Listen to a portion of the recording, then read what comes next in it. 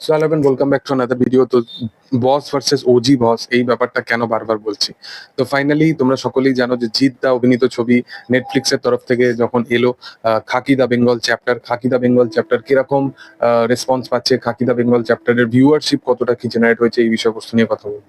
তো নেটফ্লিক্সের তরফ থেকে যখন এই কাজটা এসেছিল, নেটফ্লিক্সের অনেক প্ল্যাটফর্ম, নেটফ্লিক্স প্ল্যাটফর্মে অনেক কাইন্ড অফ অ্যাক্টর অ্যাক্ট্রেস এদের মানে বড় বড় প্রজেক্ট এসে গেছে আজ পর্যন্ত। আহ, তো খাকি দা বেঙ্গল চ্যাপ্টার এমন একটা কাজ হয়েছে না বাংলায়, মানে বাংলার অডিয়েন্সের জন্য এটা একটা মানে সত্যি কথা বলতে একটা ইমোশন। মানে এই কাজটা আসার পর, খাকি দা বেঙ্গল চ্যাপ্টার আসার পর অডিয়েন্স যেরকম ভাবে মেম্বারশিপ নিয়েছে, যেরকম ভিউয়ারশিপ বেড়েছে, যে মেকার্সরা বাধ্য হয়ে গেছে যে কাজটাকে প্যান ইন্ডিয়া লেভেলে নিয়ে আসার জন্য। এইরকম ওয়ার্ড অফ মাউথ খুব স্ট্রং ভাবে প্রচার হয়েছে কাজটা। কাজটা যতজন দেখেছে, ওয়ার্ড অফ মাউথ খুব স্ট্রং ভাবে প্রচার হয়েছে কাজটা। কাজটা যতজন দেখেছে সবাই খুব ভালো বলেছে কাজটা নিয়ে। এবং পার্ট ওয়ানের থেকে ফার ফার বেটার হয়েছে খাকি দা বেঙ্গল চ্যাপ্টার।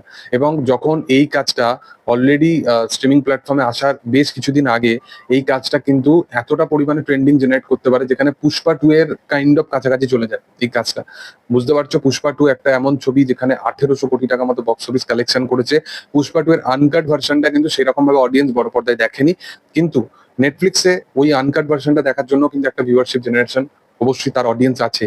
তো খাকি দা বেঙ্গল চ্যাপ্টার সেই জায়গায় দাঁড়িয়ে সেই ছবিটাকে টেক্কা দিচ্ছে, তো বোঝা যাচ্ছে আমাদের ওয়েস্ট বেঙ্গল মার্কেটে পোটেনশিয়াল কতটা এবং বাংলা ইন্ডাস্ট্রি পোটেনশিয়াল কতটা।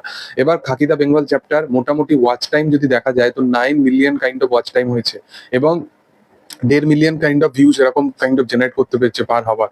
তো বোঝা যাচ্ছে যে এই কাজটা মানে কিরকম ভাবে ভিউয়ারশিপ জেনারেট করতে পেরেছে। এই কারণে নেটফ্লিক্স বুঝে গেছে যে আহ, মানে জিৎ এবং প্রসেনজিতের যে স্টারডামটা, জিৎ এবং প্রসেনজিতের যে ক্রেজটা, সেটা কোন অ্যাঙ্গেলে এবং কোন লেভেলের। তো সেই কারণে কোথাও গিয়ে এই বস ভার্সেস ওজি বস, এই যে ট্যাগলাইনটা, এটা মানে সারা জীবন রয়ে যাবে।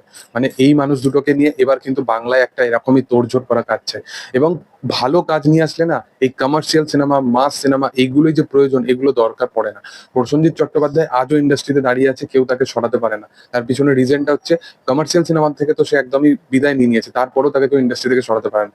তার পিছনে রিজন হচ্ছে তার ফেস ভ্যালু, তার পিছনে রিজন হচ্ছে তার মানে চয়েস অফ স্ক্রিপ্টিং বা চয়েস অফ কন্টেন্ট, যেগুলো সবসময় সবকিছুর থেকে ঊর্ধ্বে থাকে এবং সবকিছুকে পিছনে ফেলে সে সেই জিনিসটাকে বেশি প্রাধান্যতা দেয়। তো সেই কারণবশত প্রসেনজিৎ চট্টোপাধ্যায় আজও যখন কোনো বড় সুপারস্টারেরও ক্ল্যাশে আসে, সে তো নিজেই ইটসেলফ সব থেকে বড় সুপারস্টার, বাট সে যখন কারোর সাথে ক্ল্যাশেও আসে, সেই সুপারস্টারের জন্য কিন্তু চাপ হয়ে যায়। মানে একতরফা কখনো প্রসেনজিৎ চট্টোপাধ্যায়ের কাছে জেতা যায় না, এবং উল্টে কখনো কখনো হেরেও যাওয়া যায়। তো যাই হোক, এটাই হচ্ছে ব্যাপার।